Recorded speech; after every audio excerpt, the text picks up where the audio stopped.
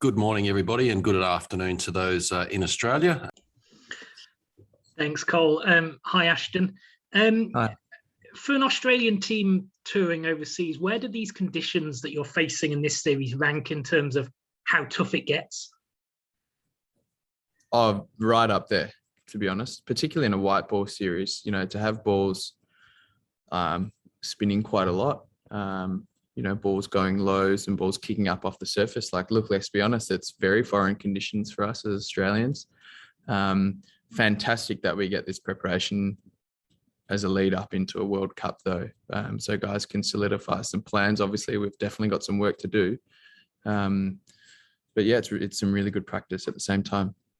Is one of the early challenges, particularly in a game that's only 20 overs, quickly being able to assess what a decent total is? I mean, last night, for example, it looked like probably 140 might have been enough. Is that a challenge in itself, judging what a total is? Yeah, it is. I think after the first game, we saw Bangladesh got 130 and we thought we bowled extremely well and we were quite confident, to be honest, going out there with the bat. And then all of a sudden you don't get off to a great start and you can see how much the pitch comes into play. It's really tough to start on. As soon as you build some pressure, it's hard to, get to the required sort of run rate. So yeah, it is hard to judge a pass score straight away, but I think we know now that around that 130 mark, 130 to 140 seems to be the winning total. Do you, as batters, and I know you cover both elements of the game being an all-rounder, but as batters, do you have to be quite mentally strong in these conditions? And sort of, because, I mean, obviously it's not gone right in the first two games. The game's come thick and fast. Isn't a lot of time to think about it. Does that challenge the mental side of the game for you as well? Yeah, it does. And I think it really challenges your discipline. I think in Australia, we have a style of cricket where we like to hit the ball. We like the ball coming onto the bat and we like to hit over the infield particularly. But as we've seen on this wicket, that is really difficult to do.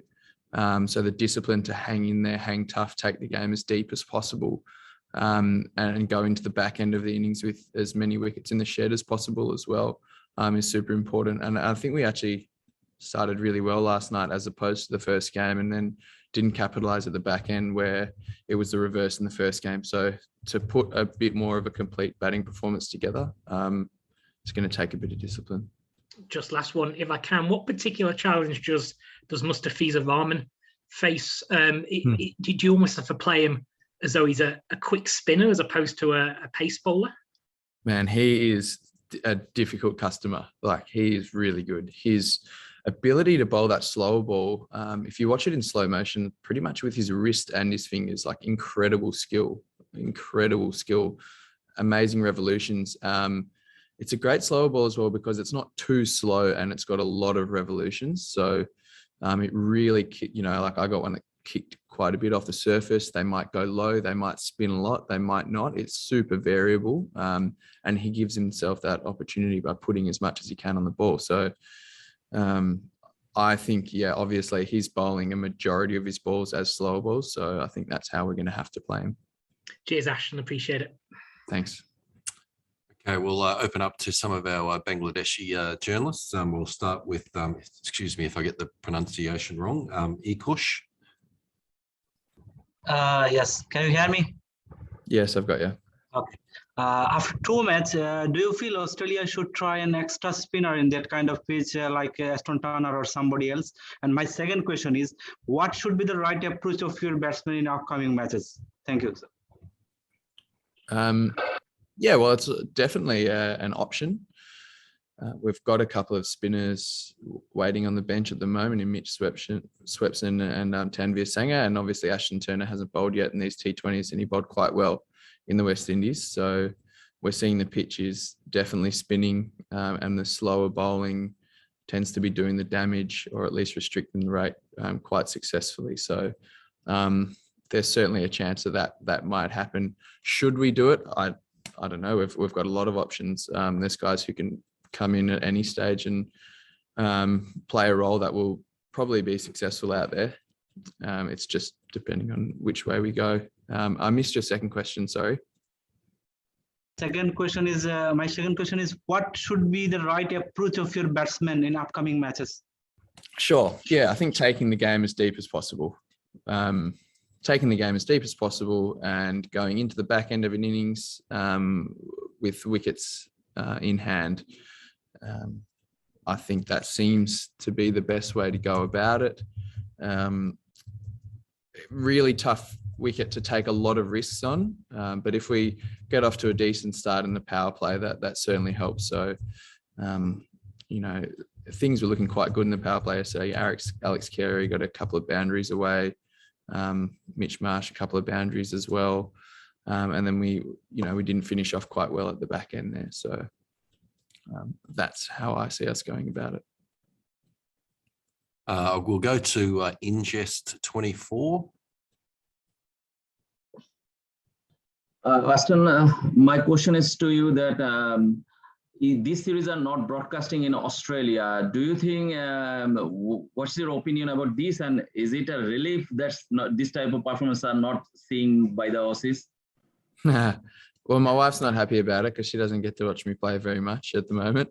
But, you know, it's one of those things. I don't quite know the full details of it. And it's something I don't have to worry about too much, which is lucky.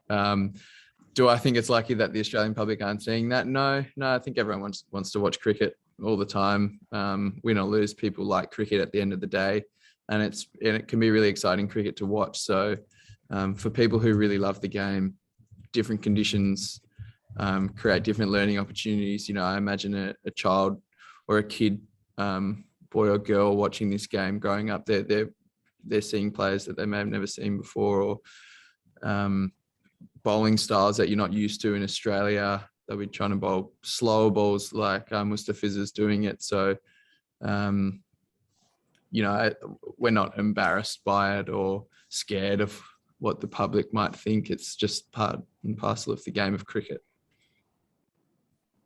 We'll go back to Andrew McGlashan. There's no more questions there that I can see. So, Andrew.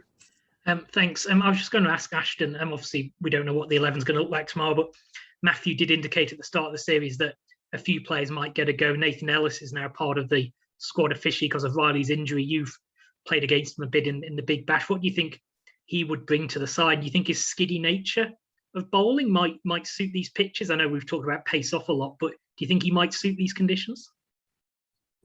Yeah, I think so. He's a very skiddy bowler, not a tall guy, but certainly enough pace there to get some really sharp skid off the wicket. But then also his slower ball is pretty lethal, and he's had a lot of success with that over the last few seasons too. So that would be quite effective on this pitch. You know, one might really fly up, one might go low, but I think just it's a really tough one to pick, having faced it a few times in the nets. You know, there's no real visual cues at all. So I'm sure if he got an opportunity, he'd be quite successful. Thanks, Ashton.